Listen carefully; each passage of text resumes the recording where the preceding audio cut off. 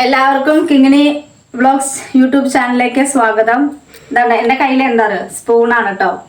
ഇന്ന് ഞാൻ ഉണ്ടാക്കാൻ പോണത് ഫിഷ് മസാലയാണ്. ഈ സ്പൂണിൻ്റെ അളവ് പ്രകാരമാണ് എല്ലാ സാധനങ്ങളും ഞാൻ എടുത്തിട്ടുള്ളത്. അപ്പോൾ അത് സാധനങ്ങൾ എന്തൊക്കെയാണെന്നുള്ളത് നമുക്ക് പരിചയപ്പെടാം. അപ്പോൾ ഫിഷ് മസാലയ്ക്ക് വേണ്ട സാധനങ്ങളാണ് ഇതൊക്കെ കേട്ടോ.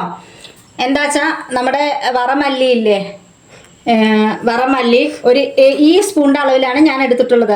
അപ്പോൾ ഓരോരുത്തർക്ക് ഓരോ ഇഷ്ടത്തിനനുസരിച്ച് ചെയ്യാം കേട്ടോ. ചിലപ്പോൾ ഇതിനെക്കാട്ടും വലിയ സ്പൂണായിരിക്കും എടുക്കുന്നുണ്ടാവുക, ചിലപ്പോൾ ഈ അളവിലായിരിക്കും. അപ്പോൾ 7 സ്പൂണ് എല്ലാ അളവ് പ്രകാരം വേണം, അല്ലെങ്കിൽ മസാലപ്പൊടി കയ്പ്പ് കൂടുതലായി പോകും. അതുകൊണ്ടാണ് ഇതെല്ലാം അളവായിട്ട് വേണ്ടത്. അപ്പോൾ ഈ സ്പൂണിൻ്റെ അളവിലാണ് എടുത്തിട്ടുള്ളത്. അപ്പോൾ എത്രക്ക് അളവ് പ്രകാരമാണ് ഇത് എടുത്തിട്ടുള്ളത് നോക്കാം. 7 സ്പൂണ് വറമല്ലിയാണ് എടുത്തിട്ടുള്ളത്.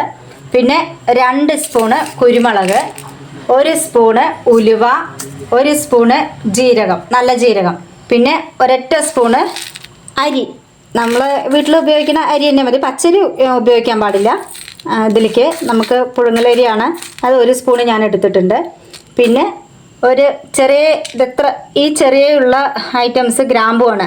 ഈ ഗ്രാമ്പു ഒരുപാട് വലുതാണെങ്കിൽ ഒരു 2 എണ്ണം എടുക്കുക, ചെറുതാണെങ്കിൽ ഒരു 4-5 എണ്ണം എടുക്കുക. അപ്പോൾ ഞാൻ ഇവിടെ ഒരു ചെറുതായതുകൊണ്ട് 5 എണ്ണം എടുത്തിട്ടുണ്ട്. പിന്നെ 20 വറ്റൽമുളകാണ്, നന്നായി എരിവുള്ള വറ്റൽമുളകാണ്, ഉണക്കമുളക്. 20 എണ്ണം എണ്ണീട്ട് തന്നെ എടുക്കണം.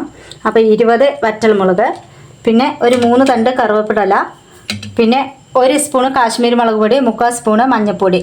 അപ്പോൾ ഇതെല്ലാം നമുക്കൊന്ന് വറുത്തെടുക്കണം. ചീനച്ചട്ടി ചൂടായി വന്നിട്ടുണ്ട്. അപ്പോൾ നമുക്ക് ഇതിലേക്ക് പുഴുങ്ങലരി ഇട്ട് കൊടുക്കുക. അതിനോടൊപ്പം തന്നെ കുരുമുളക്, അതൊന്ന് വറുത്തെടുക്കുക.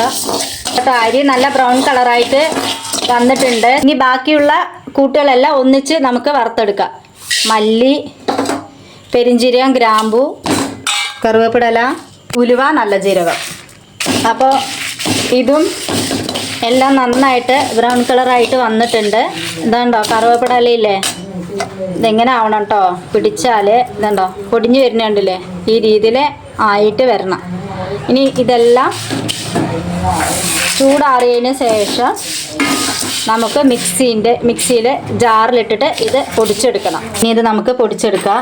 ഇനി നമ്മൾ കാശ്മീരി മുളക് പൊടി 3/4 സ്പൂണ്, മഞ്ഞൾപ്പൊടി പറഞ്ഞില്ല, കാശ്മീരി മുളക് പൊടി ഇതിലിട്ട് കൊടുക്കുന്നത് കളർ കിട്ടാൻ വേണ്ടിയിട്ടാണ്. അപ്പോൾ അത് ഇട്ട് കൊടുക്കുന്നുണ്ട്. അപ്പോൾ ഇതാ ഫിഷ് മസാല എല്ലാം റെഡി ആയിട്ട് വന്നിട്ടുണ്ട്. അപ്പോൾ എല്ലാവരും ഒന്ന് ട്രൈ ചെയ്ത് നോക്കുക.